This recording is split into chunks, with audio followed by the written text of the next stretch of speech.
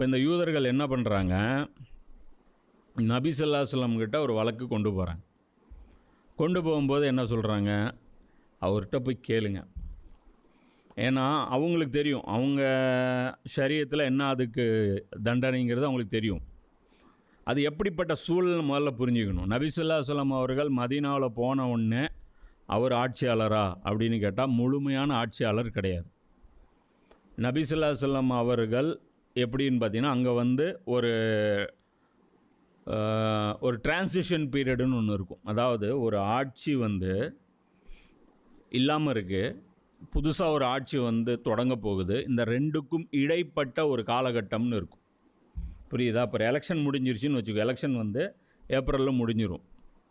அடுத்த பதவியேற்பு வந்து பார்த்திங்கன்னா, இப்போ உதாரணத்துக்கு ட்ரம்ப் இதை எடுத்துக்கோ. நவம்பரில் எலெக்ஷன் முடிஞ்சிருச்சு. யாருது? அமெரிக்கா எலெக்ஷன் முடிஞ்சிருச்சு. எப்போ பதவியேற்றாரு? ஜனவரி 20 பதவியேற்றார். அப்போ இந்த 2 மாதம் யார் பிரதமர், யார் பிரசிடெண்ட்டு? ஜோ பைடன் தான். அப்போ அந்த பிரசிடெண்ட்டுக்கு எவ்வளோ பவர் இருக்கும்? கம்மியாக இருக்கும். ஸோ அது மாதிரி அதே மாதிரி இது வந்து சாதாரண பவர் டிரான்ஸ்ஃபரு. இதே வந்து டோட்டலாக தலைகீழ, அதாவது அந்த சிஸ்டமே பிடுங்கி எறியப்பட்டு வேற ஒரு சிஸ்டம் உட்காருது அப்படின்னா, அந்த இடத்துல வந்து இன்னும் நீளமான டைம் எடுத்துக்கும். இப்போது தாலிபான்கள் வந்து அமெரிக்காவை விரட்டி அடித்து என்னாச்சு? 2020 4 வருஷம் ஆச்சு. இப்போ தாலிபான்கள் அந்த ஆப்கானிஸ்தானுடைய உண்மையான ஆட்சியாளர்களா? கிடையாது. ஏன்? எலெக்ஷன் நடத்தலை. இப்போ நடந்துட்டுருக்கிறது என்ன கவர்மெண்ட்டு? Temporary government. இது மக்களால் தேர்வு செய்யப்பட்ட கவர்மெண்ட்டாக கருதப்படாது. அப்போ இந்த அரசாங்கம் ஒரு இடைநிலை அரசாங்கம். இது வந்து இடைப்பட்ட ஒரு அரசாங்கம். அது மாதிரி தான் நபி ஸல்லல்லாஹு அலைஹி வஸல்லம் அவர்கள் மதீனாவுக்கு போன உடனே அங்கேருந்து மக்கா வெற்றி வரைக்கும், குறைஷிகளை ஜெயிச்ச வரைக்கும், காபாவை கண்ட்ரோலில் எடுத்த வரைக்கும் இருந்த அரசு டெம்பரவரி அரசு. ஸோ அந்த அரசுடைய அதிகாரம் வந்து ரொம்ப குறைவானது. ஸோ முழுமையான அதிகாரம் அவங்களுக்கு கிடையாது. அது முஸ்லீம்கள் அளவுக்கு மட்டும்தான் அவங்க அதிகாரம் செலுத்துவாங்க. அங்கே யார் யார் இருந்தாங்க? யூதர்களும் இருந்தாங்க, முஸ்லீம் அல்லாத சில முஷ்ரிக்குகளும் மதீனாவில் இருந்தாங்க. மதீனா ஒட்டுமொத்தமாக இஸ்லாத்தை வந்து ஏற்றுக்கலை.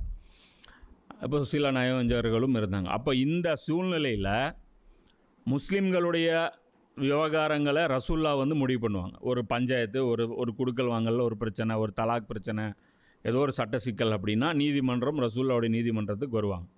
யூதர்கள் என்ன பண்ணுவாங்க? அவங்களுடைய விவகாரங்களை அவங்களுடைய நீதிமன்றத்தில் தீர்த்துக்குவாங்க. புரியுதா? அல்லது அதாவது அங்கே மதீனாவாசிகள் அவங்களுக்குன்னு ஒரு ஏற்பாடு காலங்காலமாக ஒன்று இருந்திருக்கும்ல. 2 பேர் மேலேயும் ஈடுபாடு இல்லாதவங்க அவங்களுடைய விவகாரங்களை அவங்களுடைய குலத்தலைவர்களை வச்சு சால்வ் பண்ணிக்குவாங்க.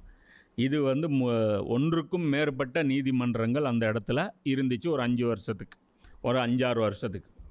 இந்த டைமில் யூதர்கள் என்ன பண்ணுவாங்கன்னா, எந்த சட்டங்கள் வந்து ரொம்ப கடினமாக அவங்க தௌராத்தில் இருக்குதோ அதுக்கு வந்து அவங்க என்ன பண்ணுவாங்க, ஒரு வேளை இந்த புது நபிகிட்ட கொண்டு போனால் அங்கே புது ஷரியத்தில் ஏதாவது சலுகைகள் இருக்கலாம் இல்லையா? உதாரணத்துக்கு இங்கே கொழுப்பு வந்து இங்கே ஹராமு, யூதர்களுக்கு ஹராம், இங்கே ஹலாலு. புரியுதா? அதே மாதிரி நிறைய சலுகைகள் வந்து அல்லாஹ் வந்து இப்போ நான் போன இதில் பேசும்போது சொன்னேன்ல, நிறைய சலுகைகள் வந்து அல்லாஹ் கொடுத்துட்டே இருக்கான்.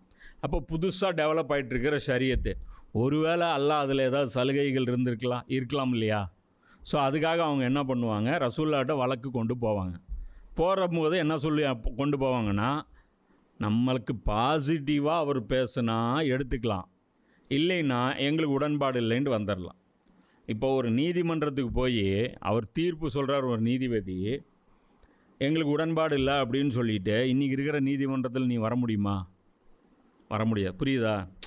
அப்போது அந்த நீதிமன்றம் அவ்வளோ பவர்ஃபுல் நீதிமன்றம் கிடையாது நபி ஸல்லல்லாஹு அலைஹி வஸல்லம் வச்சுருந்தது. அதாவது ஆப்ஷனல் நீதிமன்றம். விரும்பினா ரசூல்லாவுடைய தீர்ப்பை நீங்கள் ஏற்கலாம், விரும்பினா ரசூல்லாவுடைய தீர்ப்பை நீங்கள் நிராகரிக்கலாம். இந்த மாதிரியான ஒரு சுச்சுவேஷன் இருந்துச்சு. ஆனால் முஸ்லீம்களுக்கு இது கிடையாது. முஸ்லீம்கள் வந்து ரசூல்லாவுடைய தீர்ப்பை நிராகரித்தா காஃபிர்கள் ஆயிடுவாங்க. புரியுதா? அப்போ இது வரைக்கும் இந்த விஷயத்தை நீ வந்து முதல்ல புரிஞ்சுக்கணும்.